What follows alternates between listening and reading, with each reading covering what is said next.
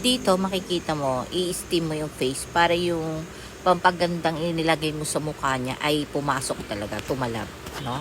Makikita mo, tatalab talaga yan dyan sa loob ng face niya because no open yung pores nung steamer na ginamit ko, and yung 24K na pampaganda ng skin, pampabata ng skin, kumbaga glass skin, ay tumalab sa face ng client. So, ganun yung proseso. As you can see, nakaka-relax. No, kasi talagang yung steam kasi may kaunting init siya. Ilalayo mo rin yung steam. So, sa tamang init na sa tingin mo hindi mapapaso o may initan ng sobra yung face ng client. Ganun po kaselan, ano? So, syempre kailangan tatakpan mo din yung body ng client. Okay? Dito naman po, ang radio frequency ito ginagamit kay Claudine Barreto, na kung saan, kung maputi na, of course, check mo also to pwedeng i-burn yung fats, kung medyo payat mataba yung mukha. Kung maputi naman siya, i-whitens mo na lang ulit, o gamitin mo yung kulay pink na light para mas lalo siyang pumuti, no? Kasi as you can see, walang problema, no?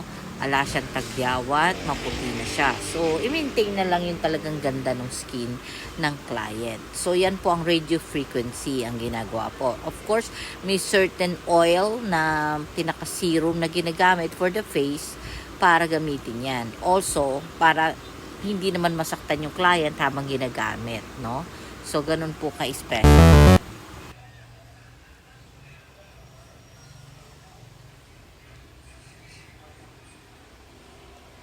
Dito naman po ay makikita nyo hinihigop po ang parting ito, yung mga lamig na nandito. Kanina po sa legs, ngayon naman po ay sa likuran. Makikita nyo. Ganyan. May mga konting marka lang po. Hindi naman po namin pinapuputok. Ganyan po ang Chinese buntosa.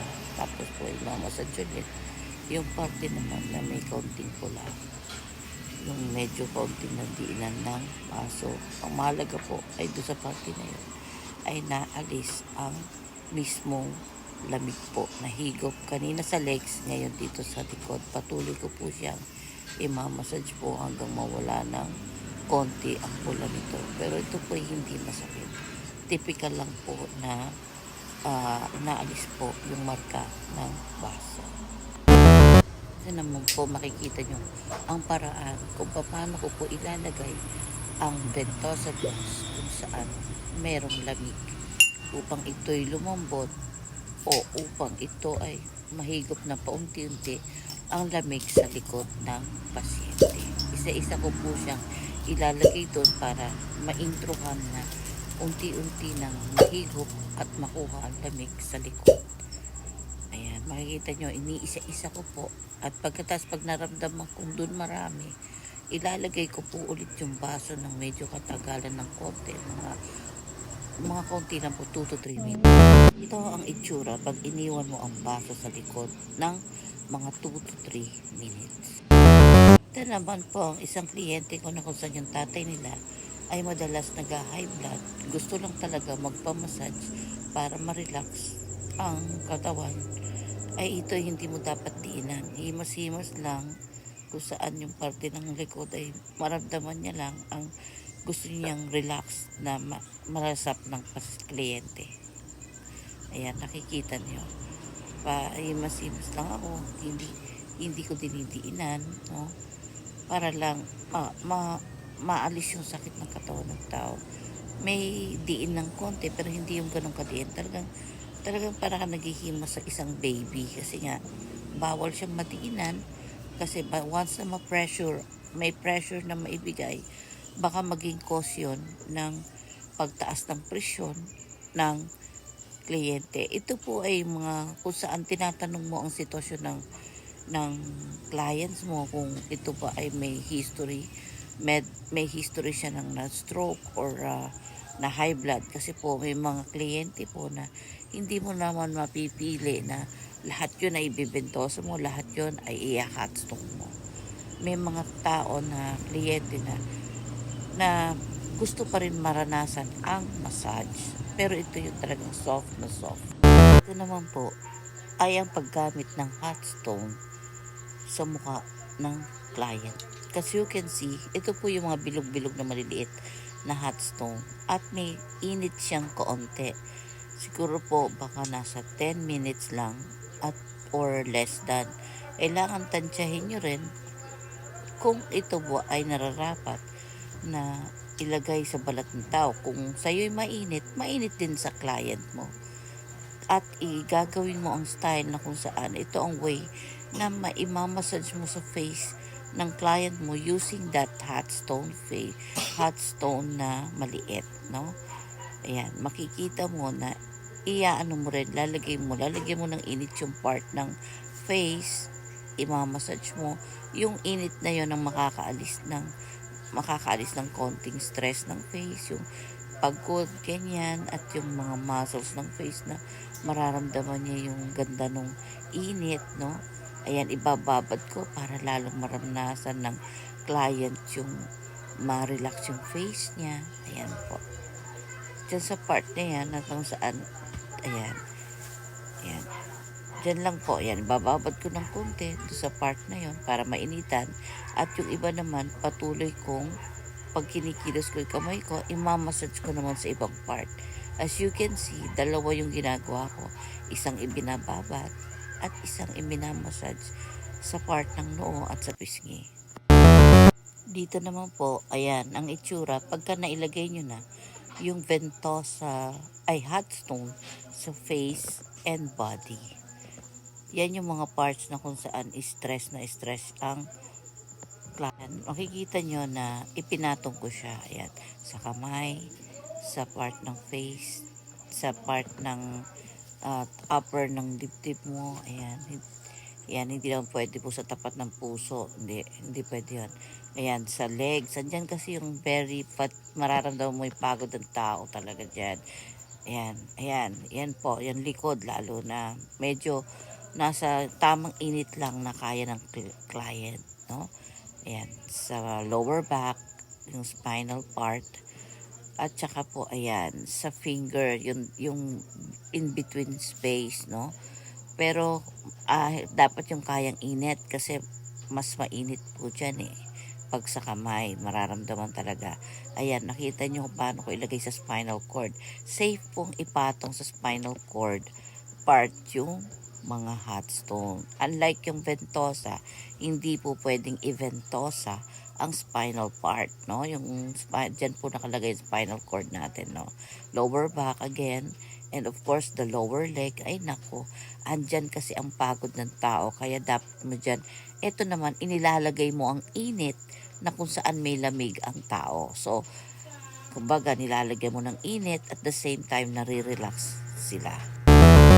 Ito po yung paraan. Ayan. Makikita nyo, ibinababad ko sa kabilang legs para lalong malagyan ng init. Kasi yung init ng hot stone, matatransfer sa legs ng tao. At the same time, yung kabilang legs naman, ay patuloy ko siyang imamassage ng hot stone na, ayan, nakikita nyo, ayan, minamassage ko ang parte ng legs using hot stone. May counting pressure using yung weight ng hot stone at yung diin ko. So, at the same time, ayan, lilipat ko na naman doon sa kabila para malagyan ng init yung minasage ko na using the hot stone. Ngayon naman po, yung kabila naman po, na kung saan lalagyan ko ng, ayan. Syempre, kung paano na nang ginagawa ng massage, ang pinagkaiba nito, you're using hot stone. As you can see, ayan, may pressure, tapos using the hot stone, yung init ng hot stone ay ilalagay ko. Tapos ayan, patuloy ko na naman na ibinababad. Ayan, nakita nyo, ulitin po natin. Ayan, ganyan lang po. Siyempre di mo masisisi, kinukuha ko sa oven yung mga kayang init ng stone at inilalagay ko sa kaya ko bisa may inaabot po ako. Ayan ulit, yung unti-unti. Ayan, sa gilid-gilid ng legs, ayan, sa gitna, daanan mo. Kasi bilang ikaw din, alam mo naman yun yung mga masasakit na part. Yun yung mga part na alam mong pagod yung tao. Doon merong kaunting pagod, so doon mo lagyan ng hot stone. At doon din madalas may lamig, lalo na sa alam mong mahilig mag-shorts, mahilig magpaa, mahilig, malalaman mo naman sa hipo kung ang client mo ay kargado ng lamig. So patuloy ko po siyang inuulit-ulit. Katulad ng ginawa ko kanina, ini-replay lang po natin para makita nyo talaga kung paano ang ginagawa ko. Then after that, pag naibabad ko na yan, counting minuto hanggang mawalay init.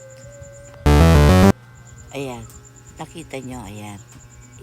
Pwedeng ilagay sa lower back, sa upper arms, doon sa kamay, doon sa gilid mismo, yung shoulder blades, ayan, and the spinal Igilid part. mo yung mukha mo, no? Mama. Sa spinal Ayan, cord, yan ganyan, pwede. para relax Ayan, ka. makikita mo na basta kailangan lang sabihin mo rin sa client mo na huwag masyado magkikilos upang yung init ng hot stone ay makuha niya. Pero dapat yung tamang init lang. Kung sa'yo hindi mo kaya, hindi din kaya ng client mo. But you have to ask also kung ma'am, kaya po ba niyo yung init? Dapat po ay matuto kayong magtanong din. Ayan. As you can see, I'm checking kung may init pa ba, no? Hayaan mo yung init ng hot stone mawala. Ito naman po ay nalagyan ko ng mud pack na 24K na kung saan nakakapagpaganda at steamer sa face. Ayan, may counting minuto po na ini-steam ko siya. Ayan, ito naman po sa facial po itong mga to, no? Ito naman po, after you clean the face, syempre ito naman yung tinatawag na RF or radio frequency na kung saan pag medyo maitim ang balat ng client, paputiin. Kung merong pantagyawat, alisin naman po yung pantagyawat. Ito naman po ay kung saan yung V-shape ma-maintain at hindi mawala at yung may saging face, nalalaglag na pisngi, ay patuloy nyo pong maiangat. Maging V-shape siya o itaas nyo yung pisngi niya. Makikita nyo ang shape ng face ng client nyo kung anong best, kung saan mo siya pwedeng i-diin yung gadget na kung saan pampaganda po ito ng shape ng face ng tao upang lalo na hindi malaglag. Ayan, yung ma-wrinkles, itataas mo. Ngayon, kung walang wrinkles, is for maintenance also for your client. Nagva-vibrate. Ito naman po ay isang client ko na kung saan, ayan, nag-dry na yung mud pack na inilagay ko sa face niya with using steamer din po. While the mud pack. And again, ito naman po yung RF or radio frequency gadget na kung saan nakita ko, syempre, medyo fat yung face niya. So, iaalis mo yung part na face. May pipindutin kayo doon instruction na kung saan pag mataba ang face, pwedeng ma-burn ng konti yung fats. Mahigop niya yung fats para ang shape ng face ng tao ay mag-goal natin yung V-shape or hindi masyadong mataba. Ganun po. Kombinasyon ng itim at syempre yung mapaputi at yung of course mawala yung taba ng face. Ayan, nakita nyo, for the second time around, ginamit ko na naman yung gadget na nagba-vibrate kung saan magkaroon ng shape or hindi malaglag ang face ng client. Ito ay walang kaso kung babae ito o lalaki ang client mo. Okay? Then nakita nyo, haba ko siyang pinifacial. Ayan. Di naman. Ito naman po pala ay yung may ventosa glass sa legs ng client. Kasi kung may lamig ang likod, of course, may lamig din po ang legs. Ayan. Ganyan ang itsura. Pag nilalagay ko naman po ang ventosa glass sa likod, ayan. Ganyan ang itsura po. Konting minuto lang yan. Hindi pwede magtagal kasi hindi ko naman po ginagawa yung sumabog mismo. Yung likod niya dun sa loob na yung magkakaroon ng tugo or parang liquid buong likod. Ayan po, nakita nyo, i-radio frequency ko po. Pag alam mong maputi na, maintenance na lang or gawin mong pinkish lalo yung color ng skin ng client. As yan po kasi, meron kang pipindutin dyan na kung saan, kung ano ang nararapat para sa itsura o skin ng client mo. Kung nakita mo may depekto ng kaitiman, paputi. Pag maputi naman na, gawin mong lalong parang glassy skin or pwedeng yung taba ng face, higupin para maganda. Yan po ang itsura kung saan ito naman ay meron dito, makikita mo that kung ano yung binabad mo, i-open yung pores para kung collagen nyo, wala pang paputi, lalo ma-achieve yung face.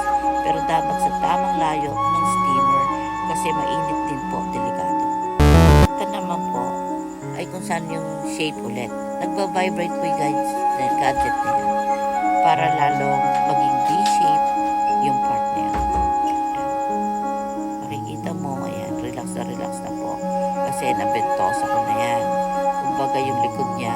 Ngayon, habang ano naman po, i-facial ko siya para lalong mapaganda din yung face ng client. Kasi may free facial po ko. Ayan, check na ulit ang itsura. Pag ibinabad ko ang ventosa sa likod. Ayan. Hindi po ganun katagal ha. Ayan, 2 to 3 minutes lang po.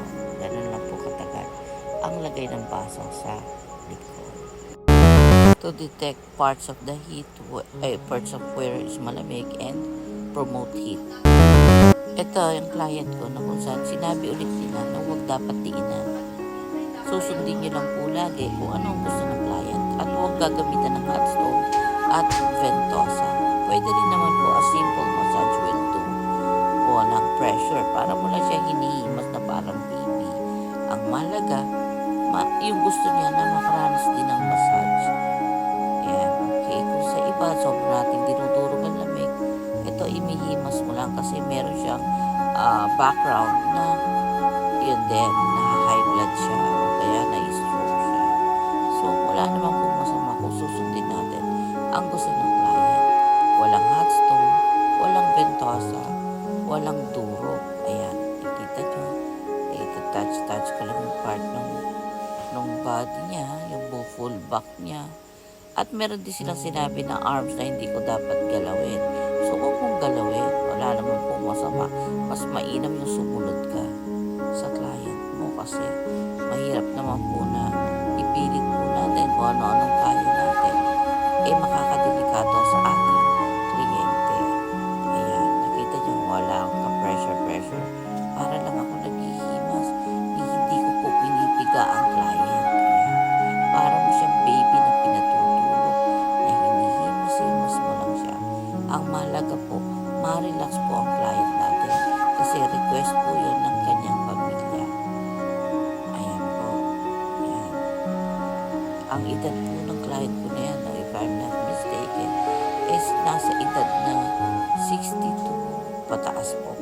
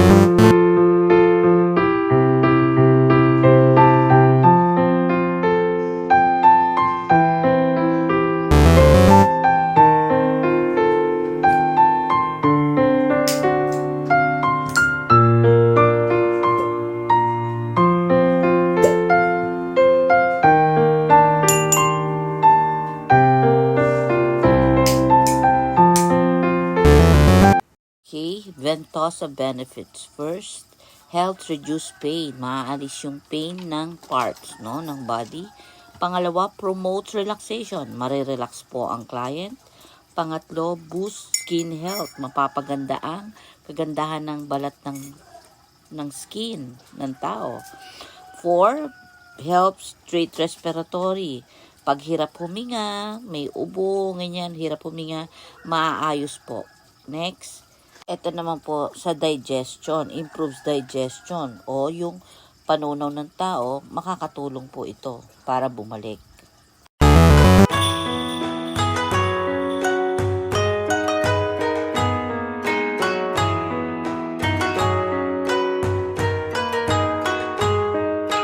Relieve stress, no? Alisin yung pagod, rejuvenate, napapabago niya yung pakiramdam mo. Okay, relax, of course, marirelax ka, balance ang pakiramdam, healthy ang pakiramdam, medyo nawawala yung lamig, no? Increase metabolic. Okay, relieve stress, i-rejuvenate ulit yung skin, nababago, nare-relax, nababalance yung pakiramdam, healthy ang pakiramdam, naiinitan, okay? Okay, naiinitan, yung metabolism, yung panunaw ng pagkain mo, bumabalik, of course, yung circulation, yung dugo, umiikot yung dugo mo, healing, of course, nagagamot ka, and sobrang masarap sa pakiramdam.